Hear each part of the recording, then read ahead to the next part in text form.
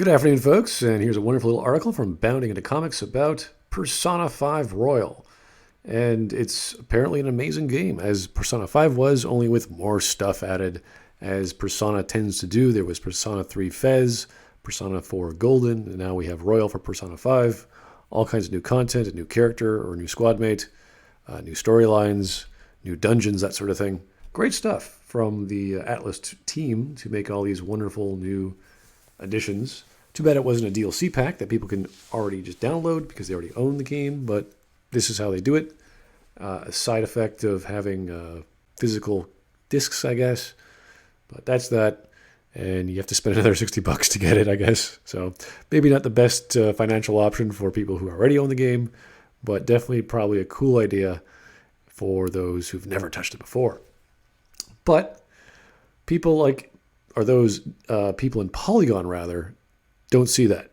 They see other things, which the rest of us don't or don't care about. But that's why they're Polygon. That's why we have to admire their unique perspective on the gaming industry. So Polygon remains unsatisfied with changes to Persona 5 Royal's Ryuji Scene.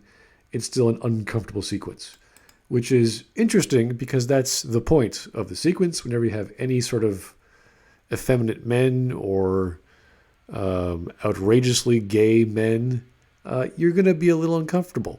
That's kind of how it goes, especially strangers. So, and I think there's a few scenes of them, not just the one in Tokyo. I think there's the one in Hawaii, or the trip where they're on the beach.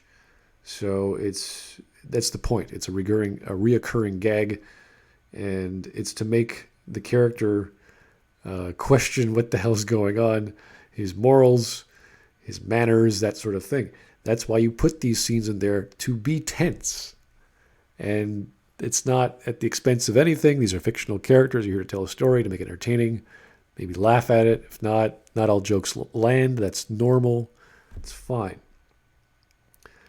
So what they did was they either translated it differently or subdued some of the scenes for people who didn't find it palatable.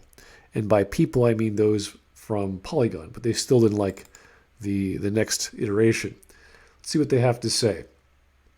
So, while Ryuji no longer explicitly says, "let me go," the scene still implies that the men abduct him to go try on women's clothing, something he doesn't want to do or doesn't feel comfortable doing. They ignore his lack of consent and overpower him, which is interesting because that's the purpose. They're supposed to have a scene of these rather energetic, flamboyantly gay, effeminate men who see Ryuji as this attractive flower, I guess, and say, "Hey, let's go try on some women's clothing." He's like, "Oh crap, no, please don't." And well, obviously not. He didn't say, "Let me go," but this is where we have the mentality of the Japanese. It's like, are you friendly to them? Are you polite to them? Is it okay to beat up some guys? Because Ryuji's a jock. He's not stupid. But he's still like, oh, what do I do in this scenario? I can't cause a scene. Plus, he knows he's part of the Phantom Thieves. He doesn't want to get involved with the law. He doesn't want to have to do any of that crap. So that sort of tension, that sort of scenario makes it interesting. It's like, oh, what is he going to do? The punchline is now, isn't it funny that these gay men made a boy wear women's clothes despite the fact that they were clearly making him uncomfortable, instead of the previous joke that was based on the punchline of, isn't the implied threat of sexual assault or even rape hilarious? I don't think there was the implication of implied rape. I don't think Ryuji's that kind of guy. And you have to understand the Ryuji archetype, or that character archetype from the Persona games. Up till, I think, 3, 4, and 5, all the male supporting roles, they kind of act as your wingman, your best friend. He's always got your back, but he's sort of the underdog. He's always not as popular, not as successful as the hero. That's just the trope. That's the pattern. So he's going to be not as strong as the hero. He's not going to be as persuasive as the hero. He's going to be a bit of a follower to whatever the hero says in that regard. So it's natural for him to be a little passive in these sort of scenarios. Is the scene slightly less graphic in its implications? Sure, okay. Does that make it any better of a situation? Not really. Thank you. That's the point. It's supposed to make you uncomfortable. That's the point of the scene. I would rather have conflict in a story of any denomination than to deflate it, and to make the conflict not a big deal, to make the conflict comfortable. There's no such thing as comfortable conflict. That should never happen. And for Ryuji to react this way is a good thing because it shows his character more. If he was confident and stood his ground and says, look, guys, you can't touch me, or I'm going to beat you up, or I think you got the wrong person, yada, yada, be like, okay, that would be his character. But that's not Ryuji's character. That's not who he is. He is a young adult growing into adulthood. He wouldn't act like an adult yet. He is part comic relief, part friend, part confidant, all these things. That's why you have these characters being so popular, because they tell stories of people in high school growing up and learning about themselves. The game gains nothing from this joke. Yeah, it's not supposed to. It's a joke. It's not. There's hundreds of jokes in these games. Some of them land, some of them don't. Some of them are obvious, like this one, but apparently these people can't grasp it. And the edited version doesn't fix the primary problem. There is no problem with the premise. Two older men ignore a teenager's pleas to be left alone and force him to do something he doesn't want to do. That's the point. If they left him alone, there wouldn't be any tension. There wouldn't be a scene. Ryuji would be like, get the hell away from me, you perverts, and that would be that. Or not, depending on how aggressive these guys are. Especially it's different in the animated series. They actually jump the guy. And you see our hero character just walk away like, whatever. No big deal.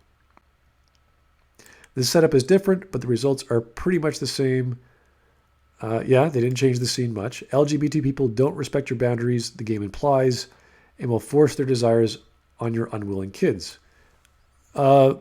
That's not all LGBT people in this story. I'm sure there's others, but these two specifically are those crazy kind of guys.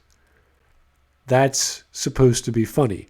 Doesn't mean you're going to laugh at it. Doesn't mean you have to appreciate it, but that's just the setup. That's all it is. It's not a big deal. Ryuji does not change as a character. This doesn't affect him one way or the other.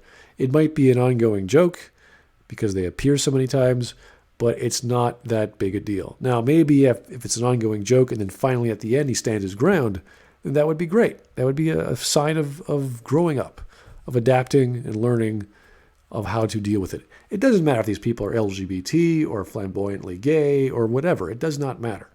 It matters how the impact affects Ryuji and your characters and whether you get any comedy out of that. Obviously, these people can't even see the comedic aspect because they're so stuck in their ideology that, oh, you're depicting LGBT people wrong. I would say no. I would say there's definitely aspects of any community of overly sexualized or sexualized characters who act aggressively. And it doesn't matter if it's heterosexual or homosexual or whatever. That's why you put them in. You don't. If this was just a bunch of girls trying to hit on Ryuji, that would be a very different scenario. He'd be like, wow, these girls. Maybe the girls could be unattractive. And he'd be like, oh boy, what do I do here? Do I tell them no because they're still girls, but I'm not attracted to them, or what do I do? So it would have the same reaction to Ryuji. It's like, I have to be polite, even though I don't want this thing, etc., etc. It's to make them uncomfortable. That's what conflict does. It's supposed to make you uncomfortable. If it doesn't make you question what's going on, it's not conflict. If someone attacks you with a sword and the sword breaks across your forehead, it doesn't leave a mark, that's not very valuable conflict. But apparently these people can't understand this. And that's an idea that has caused many people actual pain in the real world. Bravo, Polygon. That's exactly what's happening to Ryuji. I guess art imitates life. What are you going to say? Then we have Dale. Of course, we have to get an actual transsexual to comment. Oh, this is so personal to me, right? This completely innocuous scenario of an ongoing gag with overtly homosexual men. When I first came out as trans to my parents, they wanted to know everything about every person I was talking to regarding my transition. Was my therapist gay or trans? Could they be pressuring me to transition because it's what they thought was right for me, not because I actually wanted it? Did I come out to friends who were LGBT? Did they think it was cool that I had come out as trans? Could trying to fit in with expectations of others have been the cause for me becoming trans? I don't see why these are bad questions. Why is my son or daughter behaving this way? As any parent would be concerned about. My parents were desperately looking around for an LGBT person who had entered my life and tricked me into thinking I was trans because that would be a solvable situation. I see nothing wrong with that. Parents, again, overprotective, probably not the best scenario, but these are parents trying to behave as parents.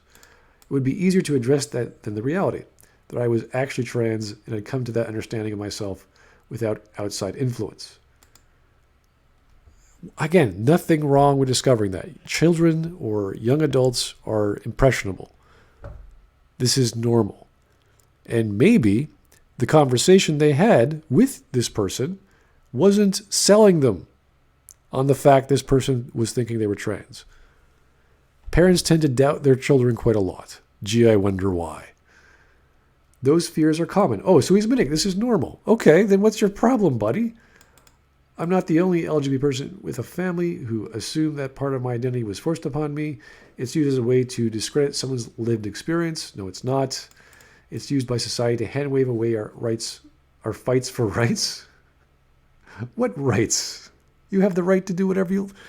I don't think there's some law against you wanting to be male or female. So I don't know what you're talking about. Unless we're talking about some other country. Because we're not really suffering. We just want to seem cool or fit in. What? It's used by society to hand wave our fights for rights because we're not really suffering. We just want to seem cool or fit in. It's used to suggest that LGBT people shouldn't be around children and that children shouldn't be taught LGBT people exist because it will cause them to be tricked into becoming... I don't know. I don't know how powerful the monkey see, monkey do attitude is. Whether it's nature or nurture, I don't know. But again, this is a totally normal behavior from parents to think this way. So, despite all this, Dale described the game as stylish, full of things to do, and still one of the most interesting JRPGs of this console generation. Thank you, Dale, and your bizarre... Like this whole paragraph has nothing to do with the game. Zip. It's just, I'm trans. Here's my story. It's like, we don't care, Dale. Tell us about the goddamn game. What nonsense. This is a joke in the story, and this is a joke article from Polygon if these guys are to be taken seriously. Thanks for listening, people. Have yourself a great day.